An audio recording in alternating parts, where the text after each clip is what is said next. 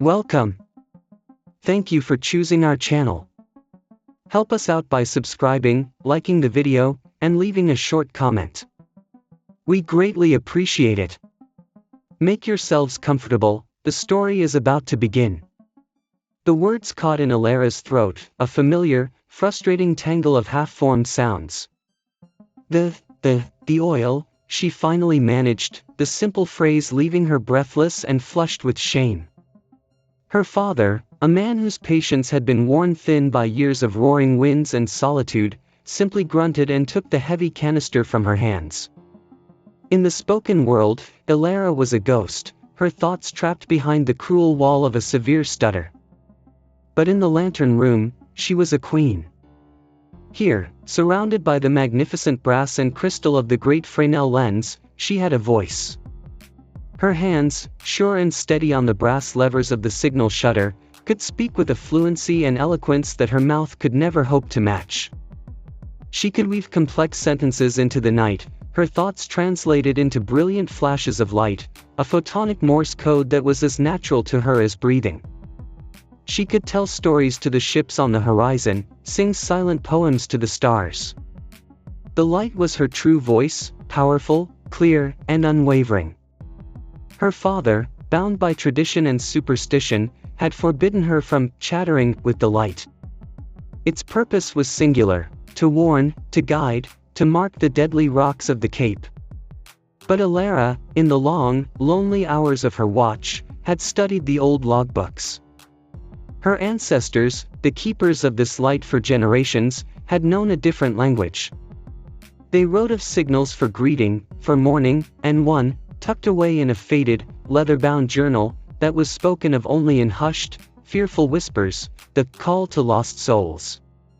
It was a complex, mournful sequence, a melody of light to be used only in the thickest of fogs, a beacon for ships that were no longer on any map. It was forbidden, a dangerous dalliance with sea ghosts and old magic. That night, the fog was a living thing.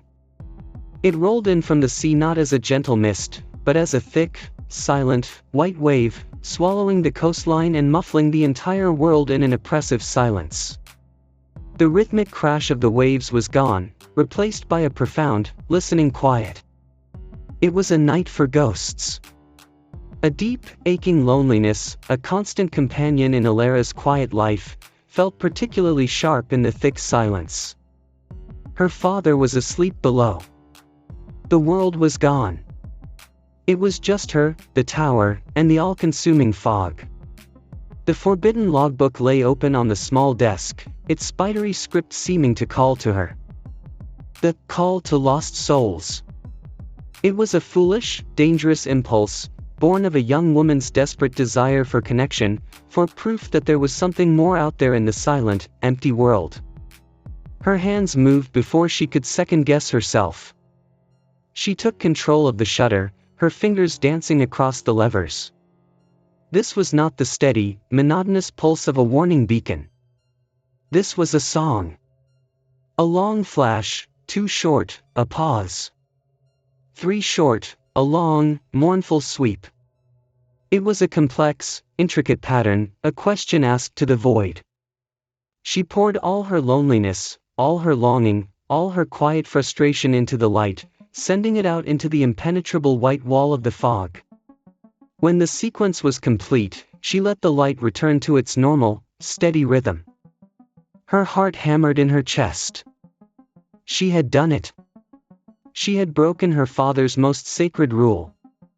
She waited, peering out into the white nothingness, expecting, she didn't know what. A distant horn? A flicker of light in response? For a long time, there was nothing. The silence pressed in on her, and she felt a flush of foolishness. Of course, there was nothing. It was just an old story, a sailor's superstition. Then she heard it. It was a sound so deep and resonant it seemed to vibrate in her bones rather than her ears. The single, mournful toll of a massive ship's bell. It was impossibly close, yet it sounded like it came from a great distance, from another time. No modern ship used a bell like that. It was the sound of legend. Elara's breath hitched. She stared into the fog, her eyes straining. The bell tolled again, closer this time. A shape began to emerge from the dense white. It was not the sturdy, practical form of a fishing trawler or a merchant vessel. It was the high, elegant prow of an archaic sailing ship, its wood the color of dark, wet bone. Its sails, tattered and gray, hung limp, yet the ship moved through the windless fog with a slow, deliberate grace. It was the Crimson Dawn. The ghost ship from the stories. It came to a stop just beyond the rocks, a silent, majestic phantom on a silent sea. And on its prow, a figure stood, as still and silent as the ship itself. He was tall and lean, dressed in the dark, high-collared coat of a captain from a bygone era. Even from a distance, she could feel his gaze, an ancient, intense weight that seemed to pass through the thick glass of the lantern room and pin her in place. The captain had answered her call. Panic warred with a paralyzing sense of awe in Alara's chest. The ghost ship was real. The captain was real. And he was looking directly at her. She stumbled back from the glass, her heart hammering against her ribs. Below, she heard the heavy tread of her father's boots on the iron stairs. The bell had woken him. "What is it? What's that infernal bell?" he demanded as he burst into the lantern room, his face flushed with sleep and anger. He followed her terrified gaze out into the fog and froze, his mouth falling open. By all the saints! Down below, a small boat had been lowered from the phantom vessel. The solitary figure of the captain stepped into it and began to row towards the small, rocky beach at the base of the cliff, his strokes long and impossibly steady. He moved with a purpose that chilled Elara to the bone. He was coming for her. "You did this," her father whispered, turning on her, his eyes wide with superstitious terror. "You were playing with the light. You summoned it." Before she could form a reply, a heavy, resonant knock echoed up from the thick wooden door at the base of the tower. It was a sound of finality, of an appointment kept. Her father, brandishing a heavy iron poker from the stove, stomped down the winding stairs. Elara, torn between hiding and an overwhelming need to know, followed a few steps behind, her body trembling. Her father threw open the door. The man standing on their threshold was even more imposing up close. He was tall and ancient, his face a roadmap of timeless sorrow and nobility. He wore a captain's coat of dark, almost black velvet that seemed to drink the faint light from the doorway. His eyes, the color of a deep twilight sea, held no malice, only an infinite, profound weariness. His skin was pale, and the fog seemed to cling to him like a second skin. "This is holy ground," her father blustered, holding the poker like a sword. "No devil's spawn is welcome here. Be gone." The captain's gaze did not even flicker toward him. His twilight eyes looked past her father and found her, cowering on the stairs. He did not speak aloud. Instead, a voice bloomed directly inside Elara's mind, a voice that was not made of sound but of thought, a voice she understood more clearly than any spoken word. "Peace, little light. I mean you no harm."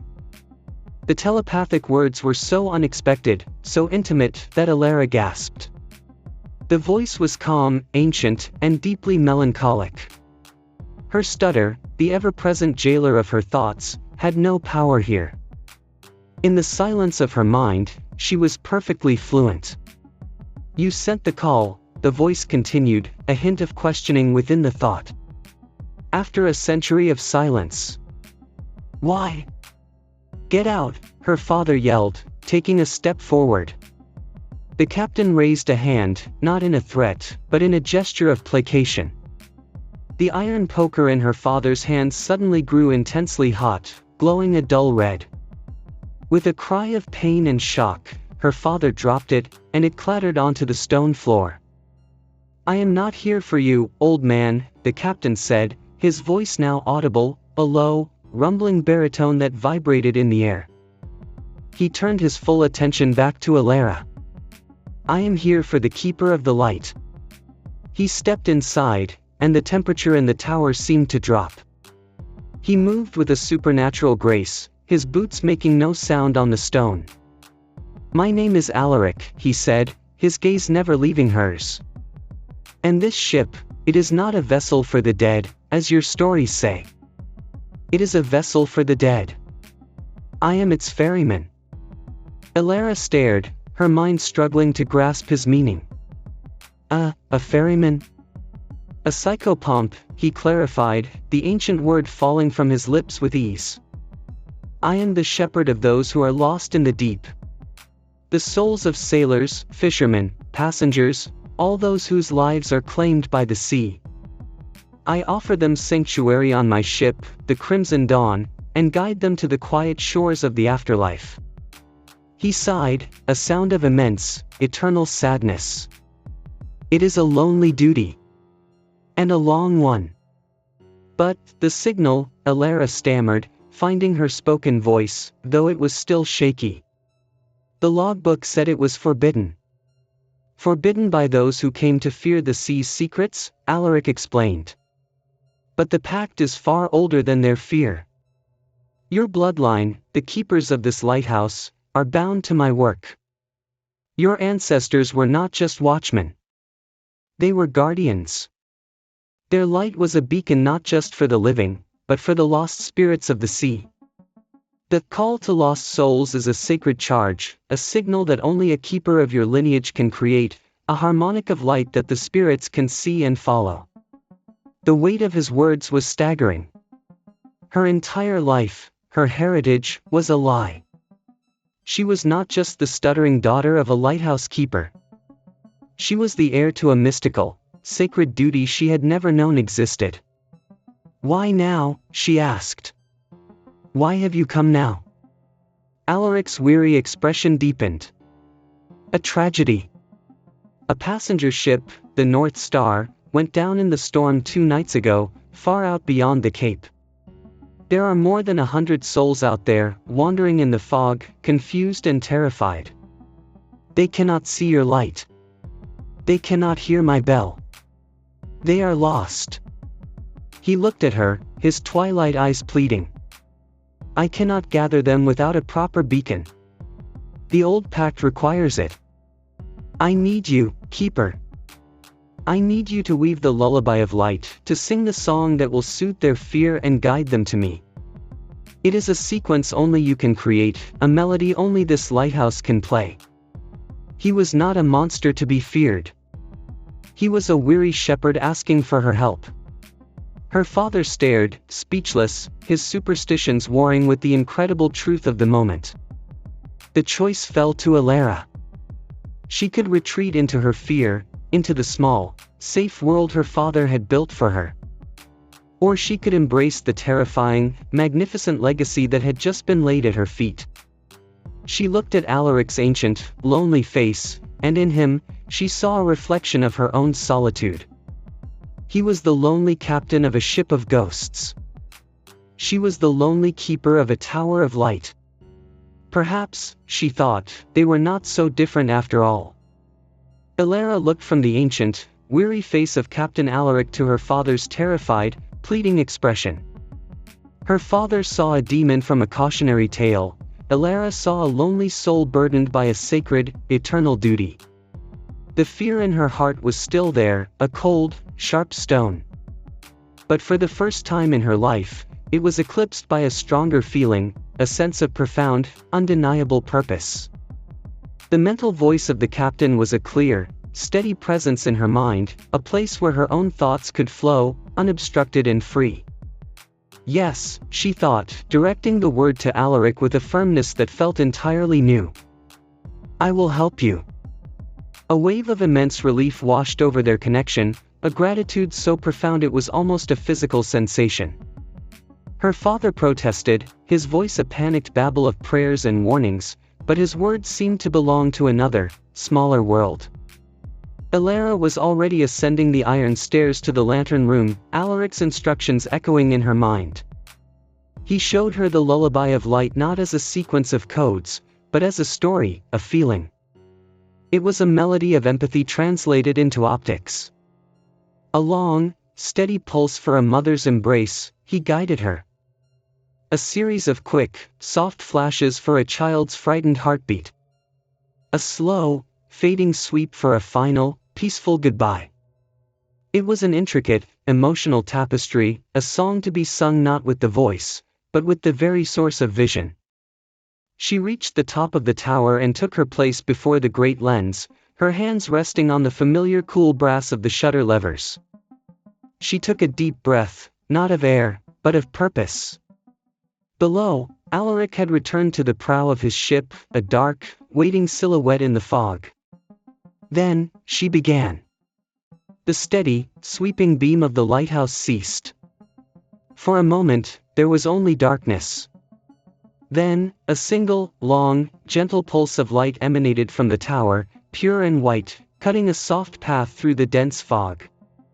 It held for a count of 10, a beacon of absolute calm.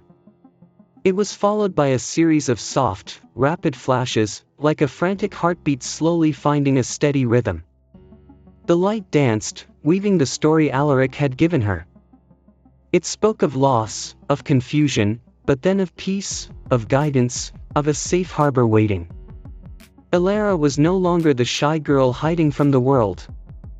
She was a conductor, and the lighthouse was her instrument. Her hands flew across the levers, her stutter, her insecurities, all of it forgotten, burned away by the brilliant, silent music she was creating. The light was her voice, and tonight, it sang with the power of generations of her ancestors, a song of solace for the lost children of the sea.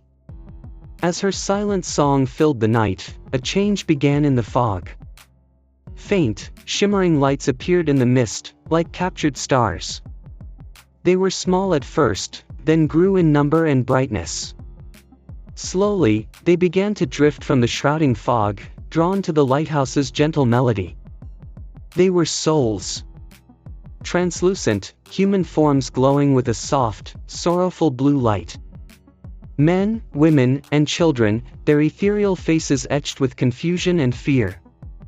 They were the lost souls of the North Star. They did not fly, but drifted on unseen currents, their forms undisturbed by the wind.